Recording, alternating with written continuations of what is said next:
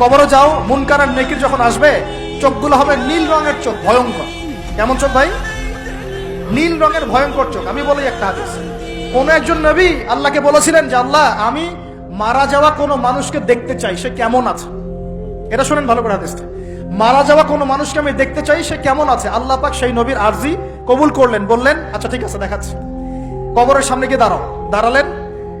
1000 বা 2000 বছর আগের কোন ব্যক্তি যে মারা গেছে তাকে কবর থেকে চিন্তা করা, নবী দেখছেন এবং সে ভয় থরথর করে কাঁপছে, এখনো ভয় থরথর করে কাঁপছে। নবীজি আমাদের নবী নন, অন্য কোন নবী তিনি।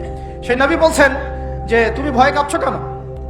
তুমি কত বছর আগে ইন্তেকাল করছো, কি তোমার হালচাল বলো আমাকে। সেই ব্যক্তি বলছে আমি আজকে থেকে 1000 বা 1500 বছর আগে মারা গেছে। আমি ভয়ে কাঁপছি।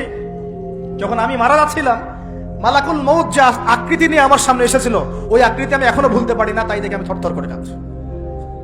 তিনি বলছেন যে আমি 1500 বছর হয়ে গেছে আমার মউতের, কিন্তু আমার দেহ থেকে এখন পর্যন্ত রূহ কবজ করার যে কষ্ট, এই কষ্ট এখনো যায় নাই। আর এই সব দুর্নীতি করে আর অন্যায় করে মানুষের সম্পদ আত্মসাৎ করে অন্যের উপর অত্যাচার করে আমরা ভাবছি যে আমরা কালকে আমাদের মাঠে পার পেয়ে যাবো। খালি কবরে যাও, তারপর বুঝবো। আল্লাহ রাব্বুল আলামিন আমাদের সবাইকে হৃদয়ের চোখটা খোলার তৌফিক দান করুন, হৃদয়ের কান দিয়ে কথাগুলো শোনার তৌফিক দান করুন, এবং আমাদের সবার কলব, মৃত কলব জীবিত করার তৌফিক আল্লাহ দান করুন। এই মাপে কম দেয় একটা পাপ যে বললাম সুদ, একটা বলেছি যে জেনা, একটা ব্যভিচার, আমানতের খেয়ানত, হ্যাঁ। তারপরে যার যোগ্যতাহীন ব্যক্তিকে যখন আপনি দায়িত্ব দিবেন, যখন মানুষ স্ত্রীর আঁচল ধরে বসে থাকবে, মায়ের সাথে খারাপ ব্যবহার করবে, বাবাকে দূরে ঠেলে দিবে, বন্ধু বান্ধবদের কাছে নিয়ে আসবে, যখন মসজিদগুলো হট্টগোল হবে, শোরগোল হবে, মসজিদ চাকচিক্যময় হবে, হেদায়েত উঠে যাবে, যখন দেখবেন সময় সংক্ষিপ্ত হয়ে আসছে, যখন দেখবেন যে জহরতুল কায়নাত, গান বাজনা বাদ্যযন্ত্রের সাথে সম্পৃক্ত যারা আছে, এই যে নর্তকী, এদের সংখ্যা বাড়তে থাকবে। ইউজাফু আলা রুউসিহিম বিল মাআজিফ, মানুষের কানের পাশে বাদ্যযন্ত্র বাজবে।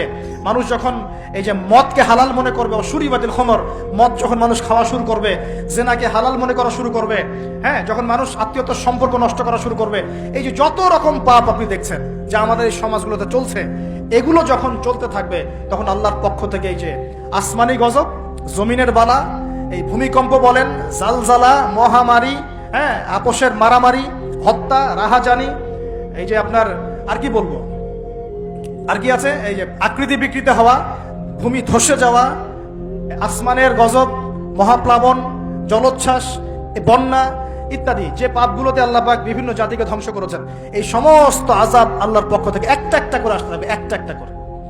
স্পেশালি 4-5টা। একটা হচ্ছে রিহুন হামরা, গরম বাতাসের আযাব আসবে, গরম বাতাস আসতে থাকবে, গরম, এমন গরম বাতাস আসবে যে বাতাসে জনগণের বেঁচে থাকা অতিষ্ঠ হয়ে যাবে মানুষ। 2 নম্বর আসবে জালজালা, এমন ভূমিকম্প, সানাওয়াতু জালাজিল, ভূমিকম্পের বছরগুলো, একটা দুইটা না, বছরগুলো একটার পর একটা আসতে থাকবে। আর কি আসবে?